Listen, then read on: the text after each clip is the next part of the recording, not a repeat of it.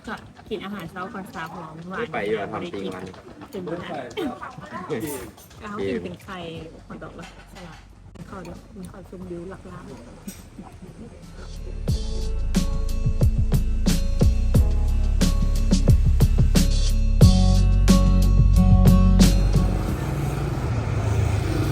สบายดีลงพม่า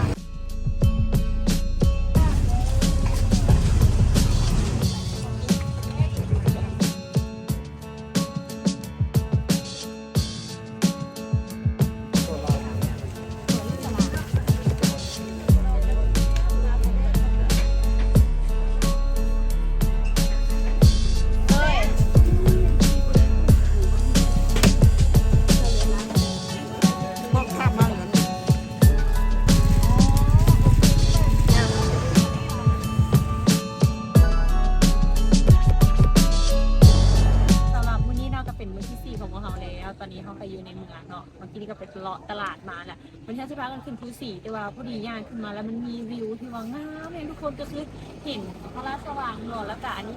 ก็คือเป็นซิกเนเจอร์ของหลวงพระบางคือการไปยืนใจกลางเมืองเลยเดี๋ยวจังไหนเขาสิพาทุกคนงานขึ้นไปดูวิวยูภูสีก่อนเนาะแล้วเขาจังสีก้าวเข้า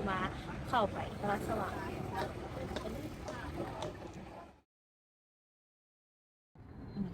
หลวงพระบางเจ้ายังสบายดีบ่หลายปีจึงได้มาพอตรงนั้นเขาจึงได้พบกันพ่อแม่พี่ป้าน้าเอาเด็กน้าอยู่กะเสริมสำนานปู่ย่าย่าย่ามีมันสายน้ำขานสบายบ่นาตอนนี้เขาก็ขึ้นมาฮอดภูเซียเนาะที่นี่กะหอบหนึ่ง แต่ว่าขึ้นมาแล้วกะสมกับความยากก็ขึ้นมาต้องมาไหว้ขอพรเนาะอยู่ข้างหลังเป็นกระจิงเนี่ยบนไว้พระพุทธรูปเขากะเข้าไปยกไหว้ได้แล้วก็ขอพรแล้วก็จะเห็นวิวของตัวเมืองนครหลวงพระบางและตอนนี้เนาะเขาก็ลงมาแล้วก็เข้าไปในพระราชวังแล้วซึ่งตอนนี้ก็เป็นพอดีโมงที่เพิ่นปิดแต่ว่าพวกเขาทันได้เข้าไปสำหรับปีเข้าแมนคนลาว5,000 กีบเนาะสำหรับคนต่างประเทศน่าจะ20,000 กีบแล้วเพิ่นก็สิให้เฮานะเอากระเป๋าไปฝากไว้อยู่ตึกนั้นคือบ่ให้เอากระเป๋าเข้าไปแล้วก็เขาต้องได้เกียรตินุ่งสิ้นแต่งกายสภาพเข้าไปเนาะพอมันเป็นในพระราชวังก็คือห้ามใส่ส่งขาสั้นผู้ชายก็ห้ามใส่ส่งขาดประมาณนี้บ่ให้ใส่หมวกน้ำอย่างที่สำคัญอีกอันหนึ่งก็คือห้ามถ่ายรูปเวลาที่อยู่ในพระราชวังแล้วคุณดีแท้กับคุณกระเบื้องเอาโทรศัพท์เข้าไปแต่ว่าขั้นเอาเข้าไปก็คือเขาไม่ต้องถ่ายรูปอะไรคือเขาขึ้นไปครองราชย์ที่เชียงใหม่ก่อนที่เขาออกไปนะครับเขานำเอาพระใน3 องค์1คือพระแก้วมรกต2นี้คือพระจันทร์รัตนะสิงห์ทองก็เป็นอีกซิกเนเจอร์หนึ่งของหลวงพระบางเนาะก็คือวัดเก่าแก่ตัวนี้จะเป็นด้านหลังคนด้านหลังกับที่มีหิ้วต้นไม้แล้วก็นกยุงก็เลยว่าโอเคที่นกยุงก็เลยนกยุงก็มาถ่ายนะนี่นะ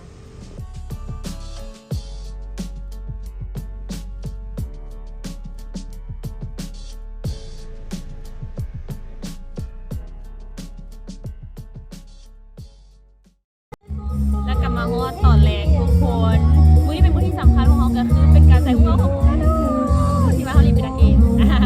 อันเขามาหลวงพระบางก็คือจุดประสงค์นี่แหละก็คือการเอาเอาชาโดมาสายแล้วเขาก็อยากมาหา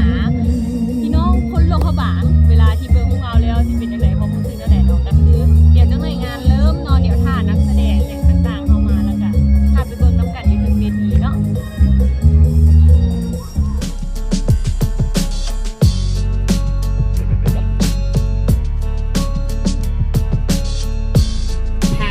crew of the film Shadow on the stage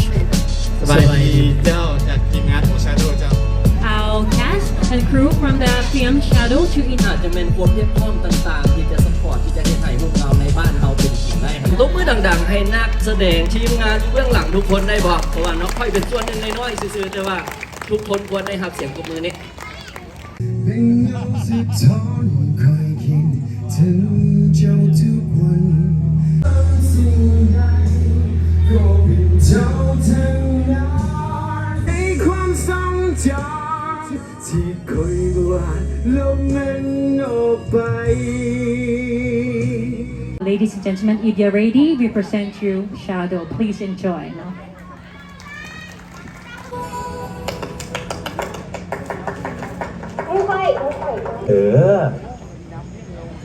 นี่จะไปเห็นโอ้ยนะเฮ้ยว้าว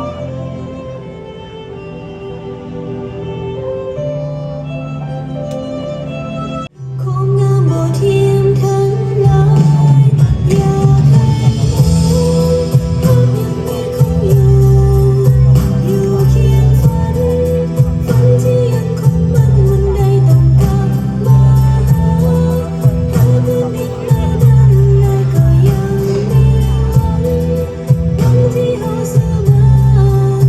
อยากให้รู้ มันคือบาสิมันได้มันก็ดีอยู่แล้ว แต่สิ่งที่เขาอยากกินแท้ๆแบบรักษาสิ่งแวดล้อมตอนนี้การช่องหากินเป็นพอเลย ว้าว